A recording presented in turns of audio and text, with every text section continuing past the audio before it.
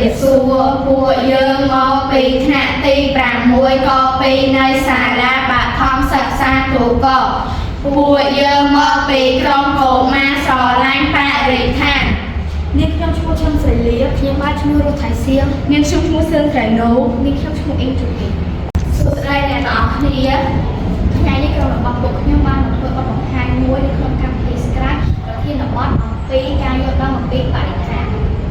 មូលហេតុនៃការបង្កើតគម្រោងនេះណាពីព្រោះក្រុមរបស់ខ្ញុំបានឃើញថាមនុស្សសម័យនៅភាគច្រើនឃើញសំណាងឲ្យតែងតែដើររំលងម្យ៉ាងទៀតចង់ឲ្យអ្នកទាំងអស់គ្នាសម្អាតបរិស្ថានទាំងអស់គ្នាដើម្បីប្រទេសជាតិយើងស្អាតនិងចង់ឲ្យអ្នកទាំងអស់គ្នាខ្លាចជាពលរដ្ឋល្អ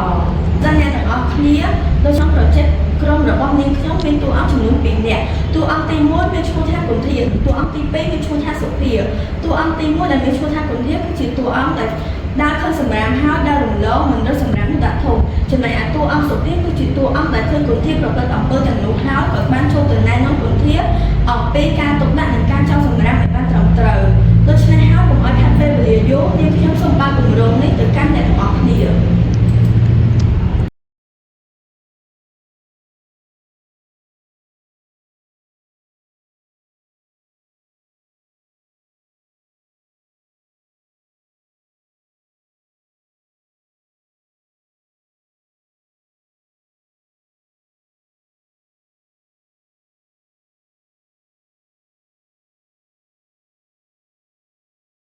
ដូច្នេះហើយយើងទាំងអស់គ្នាត្រូវតែចូលរួមថែរក្សាបរិស្ថានទាំងអស់គ្នាដើម្បីមនុស្សសត្វនិងរុក្ខជាតិជាចុងក្រោយក្រុមនាងខ្ញុំសូមអរគុណអ្នកទាំងអស់គ្នាដែលបានទស្សនាការធ្វើបទបង្ហាញរបស់ក្រុមនាងខ្ញុំតាំងពីដើមរហូតដល់ចប់សូមអរគុណ